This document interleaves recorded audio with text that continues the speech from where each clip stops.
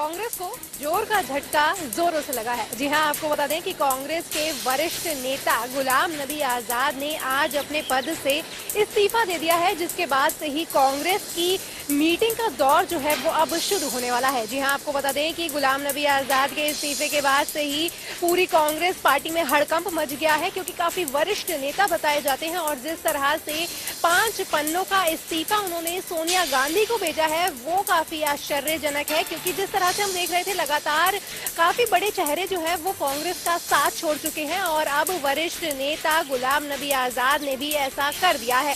हालांकि उन्होंने सोनिया गांधी को ये कहा कि मेरे लिए ये काफी मुश्किल था, लेकिन अब मैंने ये सोच लिया है कि मैं इस्तीफा देने वाला हूं और उन्होंने आज ऐसा किया भी। साथ ही आपको बता दें कि जिस तरह से कांग्रेस देश में भारत जोड़ो यात्रा शुरू करने वाली थी, अब उनको एक नसीहत दी है। गुलाम नबी आजाद ने कांग्रेस को नसीहत देते हुए गए हैं। जी हाँ, आपको बता दें कि जिस तरह से गुलाम नबी आजाद के तेवर जो है वो बिल्कुल अलग हो गए हैं, रुख जो है उन्होंने अलग अपना लिया है और उन्होंने कहा है कि भारत जोड़ो यात्रा आप बाद में कीजिएगा, लेकिन पहले आप कांग्रेस जोड़ो कीजिए। जी हाँ, क्योंकि हम लगातार देख रहे हैं कांग्रेस में लगातार उतार चढ़ाव की स्थिति है। कई बड़े नेता हैं जो कांग्रेस को गुड बाय कह गए हैं और अब गुलाम नबी आजाद ने भी जिस तरह से कांग्रेस को गुड बाय कहा है वो काफी आश्चर्यजनक है। और अब देखना ये होगा कि क्या जम्मू कश्मीर में गुलाम नबी आजाद अपनी नई पार्टी बनाते हैं, नई नेतृत्व के साथ खड़े उतरते हैं या फिर भाजपा का दामन थाम लेते हैं। हालांकि गुलाम नबी आजाद पहले ये साफ कर चुके हैं कि वे भाजपा में जाने वाले तो नहीं है, लेकिन देखना ये होगा कि आखिर क्या गुलाम नबी आजाद नई पार्टी कब बनाते हैं।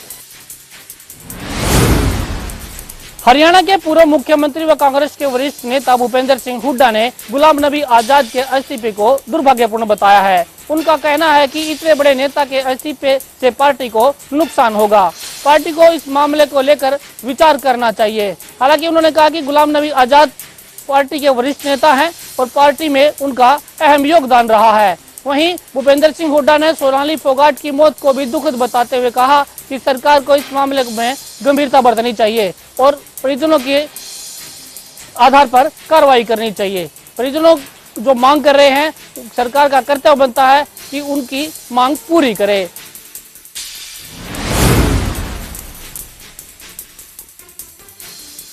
दिल्ली विधानसभा के विशेष सत्र की शुक्रवार को हंगामे के साथ शुरुआत हुई। सदन की कार्यवाही शुरू होते ही आबकारी नीति मनीष सिसोदिया के घर पर ईडी के छापे और अन्य मुद्दों को लेकर पक्ष और विपक्ष एक दूसरे पर हमलावर रहे। हंगामा बढ़ने पर डिप्टी स्पीकर राखी बिरला ने सदन को 10 मिनट के लिए स्थगित कर दिया। आप विधायकों ने अपनी पार्टी के कुछ विधायकों को 20 करोड़ रुपए देकर खरीदने का हवाला देते हुए खोखा खोखा के नारे लगाए। वहीं बीजेपी विधायकों ने केजरीवाल पर शराब घोटाले का आरोप लगाते हुए धोखा धोखा के नारे लगाए। इससे पहले नारेबाजी के बीच डिप्टी स्पीकर ने आप विधायक ऋतुराज को 15 मिनट के लिए सदन से बाहर जाने का आदेश दिया। बीजेपी ने दिल्ली सरकार को शराब नीति पर सदन से सड़क तक घेरने की नीति तैयार की है। शुक्रवार को विधानसभा सत्र में बीजेपी विधायकों ने सदन में सरकार को भ्रष्टाचार के मुद्दे पर घेरने का ऐलान किया है। बीजेपी विधायक दल ने उपराज्यपाल से अनुरोध किया है कि विधानसभा सत्र बुलाने के लिए नियमों का पालन करवाए। सरकार अगर नियमों को नहीं मानती है तो विधानसभा भंग कर दी जाए। दिल्ली विधानसभा में नेता प्रतिपक्ष रामवीर सिंह भिदोड़ी ने कहा कि दिल्ली विधानसभा का एक दिन का सत्र नियमों को तोड़कर बुलाया गया है। केजरीवाल सरकार जनता के मुद्दों पर बात नहीं करना चाहती। उन्होंने कहा कि शुक्रवार को आबकारी नीति पर बात करने के लिए सिर्फ एक दिन का सत्र बुलाया गया है, जिसके लिए किसी नियम का पालन नहीं किया गया। वहीं आबकारी नीति पर हुए घोटाले को लेकर कांग्रेस ने भी आम आदमी पार्टी और सीएम अरविंद केजरीवाल पर निशाना साधा। कांग्रेस के प्रदेश अध्यक्ष ने अरविंद केजरीवाल पर निशाना साधते हुए कहा कि सीएम को सदन में माफी मांगनी चाहिए। गोवा में संदिग्ध परिस्थितियों में सोनाली फोगाट की मौत हो जाती है और आज अंतिम संस्कार सोनाली फोगाट का हिसार में कर दिया गया। इस बीच कई बड़े सवाल सोनाली फोगाट की ये मौत अपने पीछे छोड़ती हुई नजर आ रही है। क्या सोनाली फोगाट की मौत नेचुरल थी या फिर उनकी हत्या हुई है?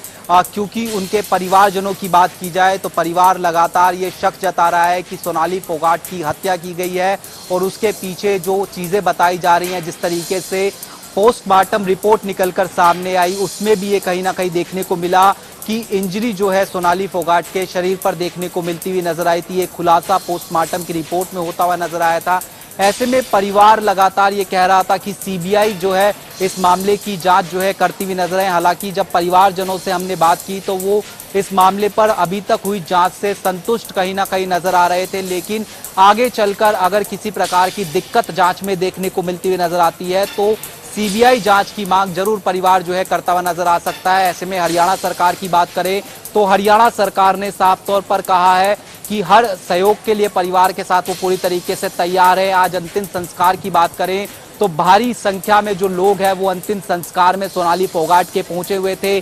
कई बड़ी हस्तियों की बात करें, कुलदीप बिश्नोई जिनके खिलाफ पिछला चुनाव सोनाली फोगाट ने लड़ा था, वो आज जो है यहाँ पर पहुंचे हुए थे। उसके अलावा नवीन जैन की बात करें, प्रोफेसर संपत सिंह की बात करें, ये तमाम लोग जो है यहाँ पर पहुंचते हुए अंतिम संस्कार में नजर आए। लेकिन अब वही सवाल कहीं ना कहीं बचता हुआ नजर आ रहा है कि अगर ये नेचुरल डेथ नहीं थी तो क्या ये हत्या हुई है, तो हत्या के पीछे क्या कुछ कारण था, क्या कुछ मोटिव था, ये कहीं ना कहीं सवालिया निशान जो है सोनाली फोगाट की मौत पीछे छोड़ती हुई नजर आ रही है। कैमरामैन चंचल गुप्ता के साथ स्पर्श शर्मा, जनता टीवी, हिसार।